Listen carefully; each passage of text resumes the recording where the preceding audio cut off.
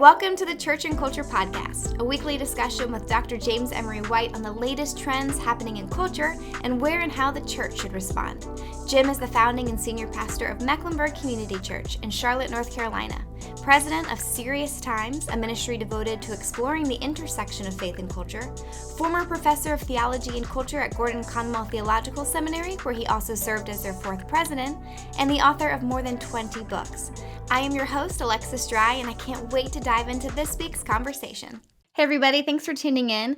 Jim, you and I have talked a handful of times already, just as we've examined the effects of the pandemic life on our lives, how much that changed things for us, the ways in which it accelerated several cultural trends, the ways that it has underlined mental health issues, and so on. But we haven't yet touched on a segment of culture that boomed during the pandemic and just continues to grow dramatically. And that is the world of gaming. Currently, more than 200 million Americans play video games, and the majority of them are not children. The largest percentage of gamers are between 18 and 34 years old. So in other words, the gaming industry has come a long way since Pong was first introduced in the 1970s. But Jim, as a cultural observer, who looks at the various impacts of cultural trends, how big of a blip is gaming on your radar? I am so glad that we're doing this because I think it's an under-discussed issue in our culture, at least from like our vantage point, folk like us and within the church. So to answer your question, I think it's a huge blip. I wouldn't use the word blip on the cultural radar screen. You mentioned more than 200 million Americans play video games or games of one nature or another. Let's put that into perspective. You hear figures, 200 million, 200, just triples off the tongue. The total population of the United States is just over 300 million. So that's over 60% of the total U.S. population. That's a lot of people. Yeah. That has permeated our culture. Video gaming in the United States is one of the fastest growing entertainment industries, without a doubt. This is not, as you mentioned, an adolescent phenomenon by any means. The average age of a U.S. gamer, again, as you pointed out, is around 35. Is the average. The average number of years a person in the United States has been playing games is 13 years. They've been at it a long time. In 2021, it was reported that the age distribution of U.S. gamers was, and I thought this was fascinating, only 20% were under 18 years. Only 20%. 38%, as you mentioned, were between 18 and 34. And get this, 26% were between 35 and 54. Wow. That's pretty spread out. And it's fairly even between the sexes. The American gamer population is right at about 54% male and 46% female. Of those females, women 18 and older account for a greater portion of the population than males younger than 18. And the speed by which gaming has taken over culturally is just stunning. At least when you think about it historically. I actually wrote about this some in my book, Hybrid Church. Think about the adoption of something like the telephone, a technology like the telephone. It took 75 years for 100 million people to gain access to the telephone. In 2016, the gaming app Pokemon Go was able to hook that many users in less than 30 days. Wow. So even esports are supplanting the world of physical sports in the lives of younger generations, with almost 90% of teenagers in the United States having access to or in possession of a smartphone. It's not hard to see why. And the time we're spending on games is stunning. Games are designed to hook you. They're designed to keep you engaged. I mean, if people don't think that that's not the point, that's the point. And which means we binge play them. And the average binge right now in the United States is just over 5 hours per playing binge. That's a lot of time. But even apart from binging, the average person is playing in the United States is spending between 8 and 13 hours a week on it. So again, this is an enormous amount of time that we're spending on games. The statistics on video consumption are just amazing. I did some, knowing we were going to talk about this. I was doing some historical research because we can. It's easy to think that this happened overnight, but you go all the way back to 2012, 10 years ago.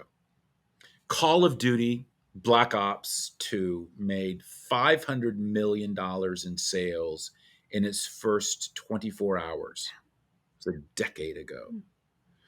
The following year, more than 8,000 stores across North America had midnight openings to help Grand Theft Auto 2 take in 800 million in a day. In a day. That game went on to rack up $1 billion in only 3 days. That's more than any other movie in history. Wow. That's more than any movie in history. Again, that was the hold it had on culture 10 years ago. And so those figures obviously today blow that away. So this is a big deal culturally. Yeah. Well, I mean, it makes sense that something like gaming would definitely profit from, the forced years of isolation under COVID. I mean, what else are we doing? But I mean, what else has contributed to the rise of gaming? Because it's not only that. I think there's several dynamics in play here. Let's state the most obvious. Technology has allowed gaming to go well beyond, as you pointed out at the beginning, what Pong did when it came out. The power of computers and the ability of software has allowed an immersive experience. You throw in VR or AR, virtual reality or augmented reality. That's very real, and it's very, very engaging. It's entertaining. It's addictive. You enter an alternative world, an alternative reality, you take on alternative personalities. It's role play. It's fantasy, acting out. Just think why there's so much talk about the metaverse, which can be thought of maybe as even like the next generation of gaming, or at least the kind of world that you can enter into with gaming. The metaverse is this combination of multiple elements of technology, including virtual reality, augmented reality, and video, where you live within a digital universe. And it's so powerful with so much attraction that it led Mark Zuckerberg, CEO of Facebook, to change the name of Facebook to Meta. That was how big of an event that they felt this was culturally. And so if you want a reference point of just how immersive this can be, how overcoming it can be, how overwhelming it can be, how it can take over a life, really watch and think and reflect on the movie Avatar. And the metaverse really would be that shared social space where avatars represent users. A world where avatars inhabit and act. And if you know anything about that movie, you know that Scully, I believe the actor's name, the character's name was so involved in it, so immersed in it, he lost sense of that. Became who he was. That became the reality he wanted. That became the life that he wanted. Not just because he was in a wheelchair and wanted to get out, but that was the world he wanted to live in. He wanted to be that avatar. And that tells you the power of this over a human psyche. And so this is the appeal of gaming. And I think another thing about gaming that has changed is not only the immersive thing, but the raw entertainment value of it. I don't think, if you're not, you have to appreciate the fact that these are just some darn good stories and experiences. Yeah. And for example, think about what has just happened for the first time. It's not going to be the last, which is, it used to be that that for the first time, Hollywood, if you will, went to a game and made it a film and took it as a story. And that was HBO's The Last of Us, which, if you've seen, is remarkable filmmaking. It's a phenomenal story, and it's the most popular thing right now out. And I mean, it's extremely, extremely popular. And that's a video game that was based on a game. And taken quite literally from the game, and that's not going to be the last time that happens. So there's just good stories and good entertainment, and where many people, many artists are choosing now to go into gaming.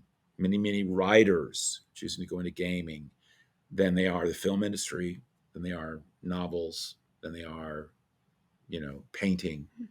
And so this is really almost getting the first fruits of our artistic community.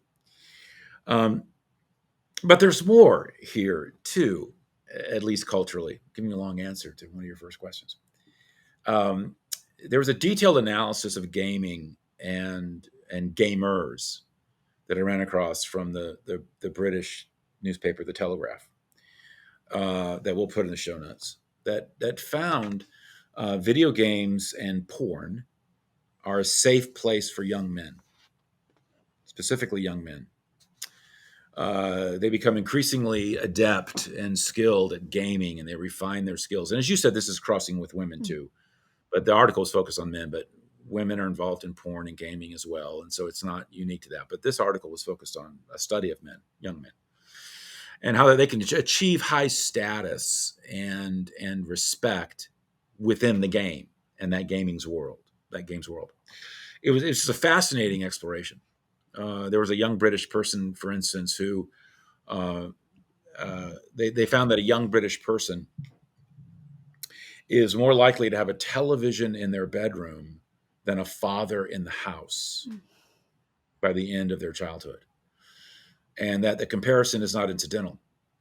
There are simply trends radically altering male identity, such as absent fathers and unemployment and a lack of exercise and a lack of positive male role models. And so this particular analysis found that a shy boy, particularly, or a shy man, might prefer to be online than out and about.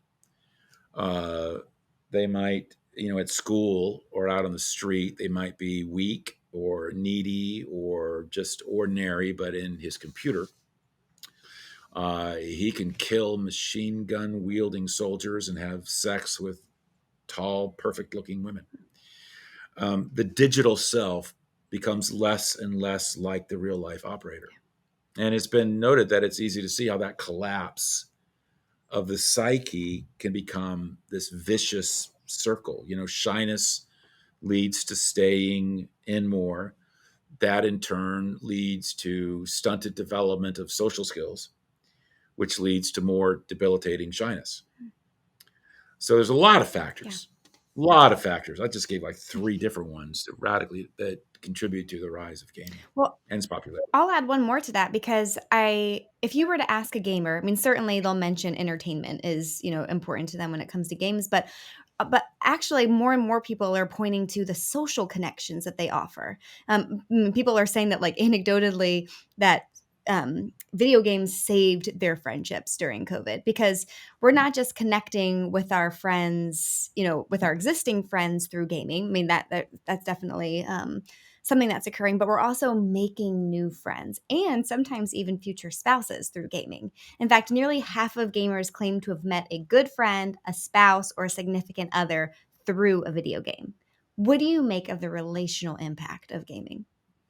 No, I think it's real. I think it's very real. I think just like all online community is real. Again, this is something that I talked about in Hybrid Church, that book. The digital revolution has changed what being in community actually means and how that's forged and how that's facilitated.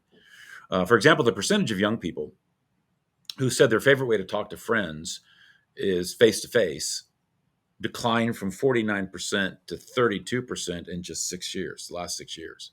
Massive drop off. Now, not even 1 out of every 3 say face to face is how they want to do it. One researcher put it this way: they said, you can't help but say, is there something big going on here? Some fundamental shift in the way people are communicating with each other. And the answer, of course, is, well, yes, there's a very big shift going on here. There was a Squarespace survey found that younger generations think that online presence is more important than in-person interactions. It's just simply a fact that community is being forged digitally before it is being forged physically, even if it is forged physically at all. And it can be even more authentic than what in-person face-to-face community has been for their life. I think you and I talked about this once before, but I can't remember whether it was in one of our podcasts or whether it was just one of our personal conversations. But there was research from Stanford University's social media lab that found that for every individual online, that there's at least two major online worlds. That all of us online, and most of us are, we have two online worlds. The inside world are those people that we really know and that are inside our social network. These are our family and our friends and our coworkers. The second world is the stream of digital information that just flows into our lives from sources we do not know personally. Tweets and news articles and social media comments, the outside world. And what Stanford found was that though they found that communication in the inside world tends to be more honest online than if it was even face to face. That's more vulnerable, it's more personal, it's more honest that way. That many who are dismissive, and many are just dismissive of anything meaningful occurring online in terms of community or relationship, tend to think of the outside world engagements. That's what their mind's going toward, the outside world engagements. They're not thinking of the inside world engagements. And the inside world engagements online are being shown to be more intimate, more honest than face to face. So, and it's the inside world, quite frankly, that we're talking about. And when people say they're experiencing community online, they're experiencing community through the gaming community is largely becoming their inside world. Yeah. But it's not just peer relationships or like romantic relationships that are blooming with gaming. It's also a prominent way in which parents are bonding with their kids. I read that a quarter of all gamers play with their kids. It was interesting. I have to admit, I laughed out loud when I read that just because of the irony of the fact that I also had just read an article in the Times about how the NHS Gaming Center is treatingly increasing larger amounts of parents whose children are struggling with gaming addiction to the point of violence, like when parents try to take away their children's consoles. So it's like two very different pictures of Yeah. what this looks like. So, how do we consider both sides of this parent child gaming dynamic? I'll give you a real short answer on this one, then we can talk about it further if you want to follow up. But I think this is a tough one. On the one hand, parents want to control gaming, both in terms of content and time spent on it. Most would probably prefer an alternative recreational investment, something outside, something physical, or something that involves reading. But then there's the other side. All their friends are into it, and it's a way of bonding with your child and playing with your child. And you ask yourself, is this the new Monopoly? And that we play together as a family. So I get it. I do have a concern, though, that for a lot of parents, it's a lazy way of interacting with their child. And I don't mean that as pejorative as it sounds. I'm not trying to say that, but I mean, it can be, I think, for any parent, a lazy way of engaging because you like gaming and you want to play this game. And so it's a way for you to do what you want to do, and you just include the child with it. But Okay, well, I do want to follow up on that because I do think this is so prevalent. And just as a parent myself, I mean, this is a conversation that a lot of us are having with each other of how do we draw these boundaries? Because, I mean, video games have also shown to have, stress relieving benefits, educational benefits.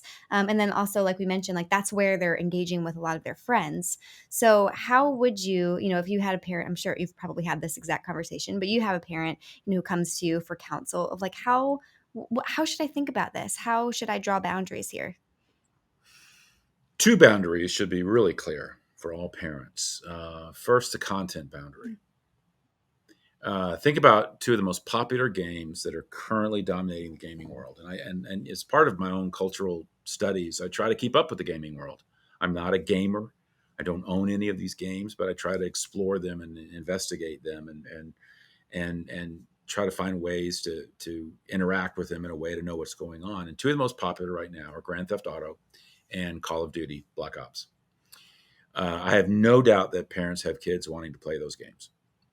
They have kids talking about other kids playing those games. They go to a friend's house where those games are there to be played. But the rating on, for example, Call of Duty is the rating M for mature. That doesn't mean just, oh, my kid's mature. No, that means it is not suitable for persons under the age of 18. Now, most of our movies are 17. So this is worse than an R rated movie. And it earns that. It earns its M for mature rating due to, for example, that particular game, due to violence, gore, profanity, the intensity of certain scenes, also present are sex and drugs and drinking and smoking. Same is true of Grand Theft Auto. Grand Theft Auto, I would argue, is a worse. Not that I'm saying that Black Ops is good, but Grand Theft Auto is even worse because it has gang violence, nudity, extremely coarse language, drug and alcohol abuse. It even has one scene where it asks the player to torture another human being.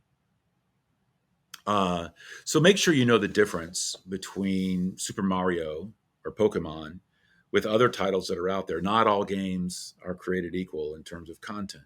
But then comes a second boundary that parents should be on guard for, and that is addiction. And I think we need to talk about gaming addiction as something very real. It's not something that's made up. It's very, very real. Even though gaming has been around for almost 50 years, studies about its harms are really just now in the very earliest of stages. The World Health Organization added gaming disorder to its medical reference book only in 2018. I mean, that's how fresh the studies are. So here's what to look for. And this isn't just for a child. This is for anyone involved in gaming. This is for an adult. So just kind of a shopping list of things. When you're thinking about gaming, all or a lot of the time, you feel bad when you can't play. You are needing to spend more and more time playing to feel good. Not being able to quit or to play less. Not wanting to do other things that you used to like. Having problems at work or school or at home because of your gaming. Playing on despite all these problems. Lying to people close to you about how much time you spend playing. Using gaming to ease bad moods and feelings. Now, that's just a sampling. Now, let's be quick to say there's a difference between being enthusiastic about gaming and being addicted to gaming, without a doubt. But for the parent, be on the lookout for things like this, including, does their video gaming get in the way of other important things in their life, like relationships or school? Have they crossed a line between loving to play and having to play? If you're a parent who's concerned about the amount of time your child spends gaming, look at how well they're doing at school and with friends. Having good grades and a good relationship with parents are signs that a child's video gaming is unlikely to be a problem. For most parents, the key is preventing a gaming problem. And this is pretty commonsensical. So just set time limits for play and stick to them. Keep phones and other gadgets out of the bedroom so they don't play late into the night after the door is shut. Do other activities every day, including exercise. This will lower the health risk of sitting and playing for long stretches of time. So most of this, I think, is pretty common sense. It's not just parent-child relationships, though, that are struggling with gaming. Like spousal relationships really are too. I read a survey, it was performed last year, and it showed that it was a quarter. 1 of 4 married couples argue about gaming at least once, if not twice a week. And specifically, they are fighting about the amount of time that one of the spouses is spending on gaming. I can certainly testify to the validity of those results, not from personal experience. My husband and I are not gamers, but just from seeing what a lot of our married friends have experienced or are currently experiencing. So this is, I mean, I'm just like thinking you and Susan probably did not have many arguments over gaming. So this is kind of a newer thing. But what are your thoughts on the role of gaming in a marriage? I've been surprised at how much has come up just pastorally. And hearing from other pastors at our church and young couples saying and particularly, and I know this is evenly split between men and women, but particularly hearing young wives say, this is something that my husband seems to be obsessed with, or it's an issue for our marriage, or the amount of time they're spending gaming has become an issue for our marriage. They'll come home at the end of the day and spend 3, 4, 5 hours gaming and such.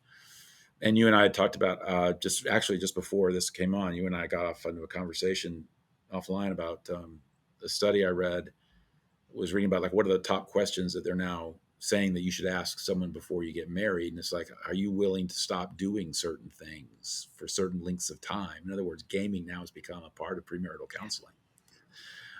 So yeah, I've been hearing a lot about this as a pastor. And usually, as I said, it's a wife. I'm not saying that's always the case, just anecdotally. It's a wife concerned about their husband and what it's doing to their marriage. It's one thing to come home at the end of the day and everybody wants an hour to spend to themselves, to just unwind, chill, decompress. And it's like, okay, that's fine. It's another when that becomes your evening and you neglect your wife and your children, as well as the responsibilities of house and home. I think it's something that needs to be talked about. I think it's something that needs to be managed.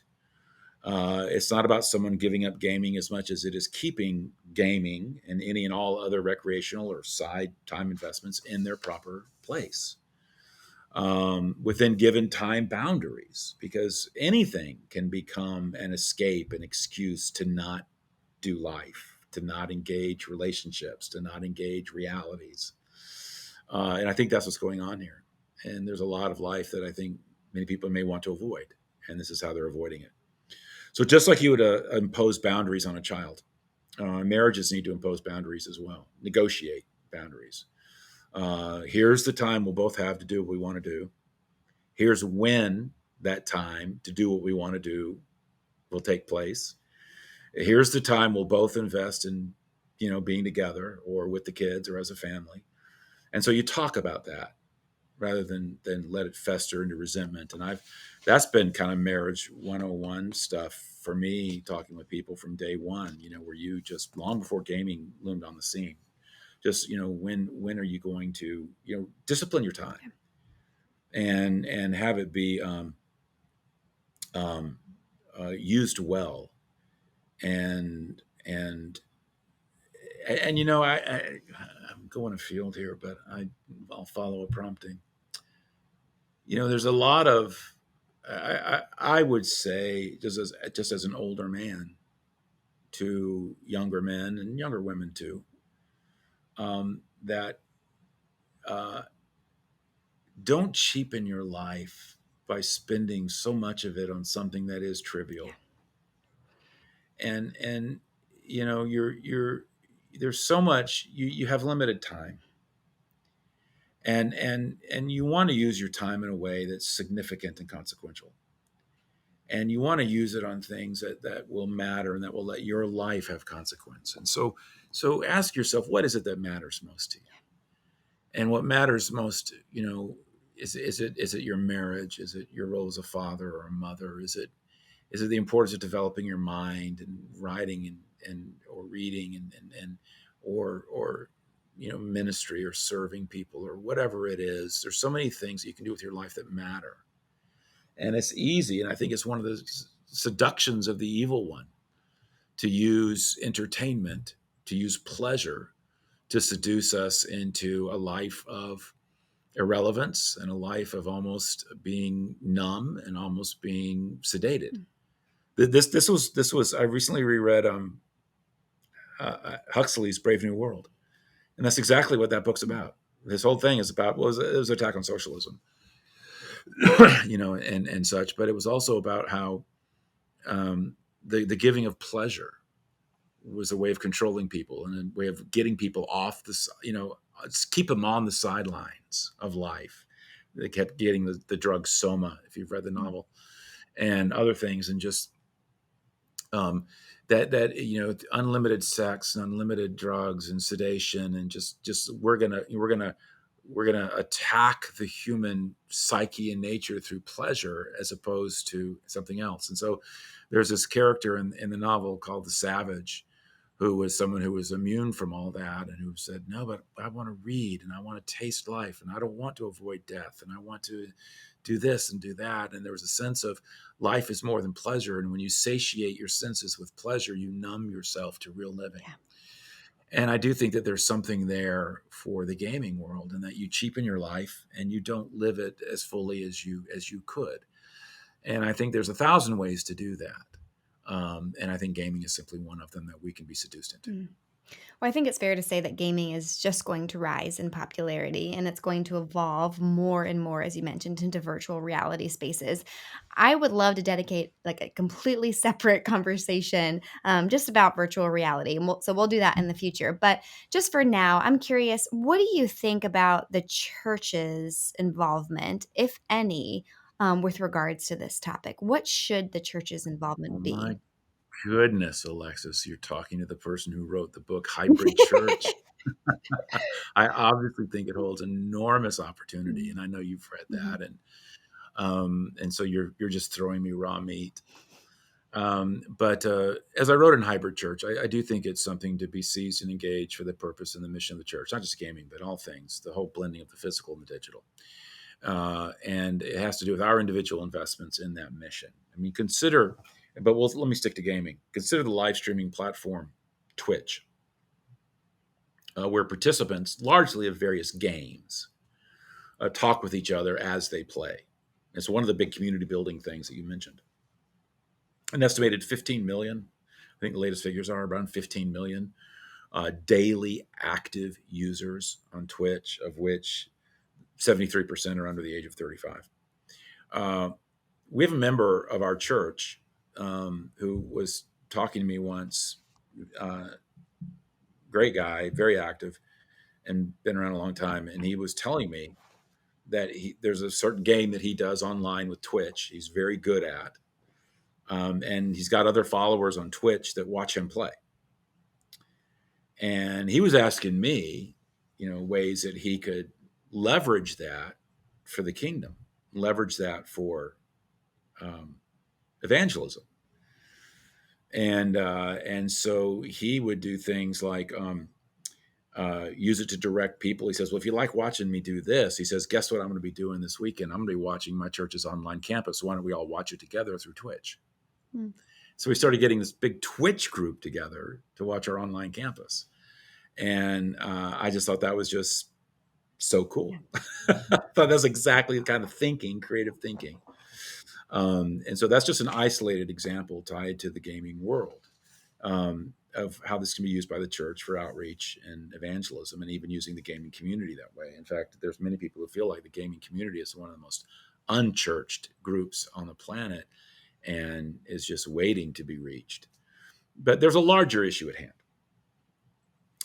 We have to rethink the church's approach to fulfilling its mission in light of it being a post-Christian digital age. That's just a radical rethinking. And the heart of that rethinking does revolve around the word hybrid. The church bringing together the physical and the digital, not solely digital, but a hybrid, physical and digital, in terms of outreach and mission. The world is online. The world is gaming. The world is on Twitter and Facebook and TikTok, and we need to go there and we need to be there if we are going to reach them. I know this conversation has been incredibly helpful. I was just talking to you before about how just doing the research in preparation for this episode, I was just shocked at the results, especially not being heavily involved in gaming. It's come such a long way that you feel like you blink and the world is completely different with regards to this area of life. And so I hope this is really informative. I hope that this is the preface for a lot of other conversations we're going to have, because as you mentioned, it's not talked about enough, but it is so prevalent in so many aspects of our life and will continue to Pervasive, be. Yeah. So pervasive. pervasive. That's a great word for that. Yes. So I know it's going to come up again in future conversations, but hopefully this will be our foundational episode. We'll just keep this will be our 101. I'm sure we'll have other things in the future to talk through. But yeah, thank you for this time, Jim. And thank you guys for listening. We will have you guys back next week. Thanks.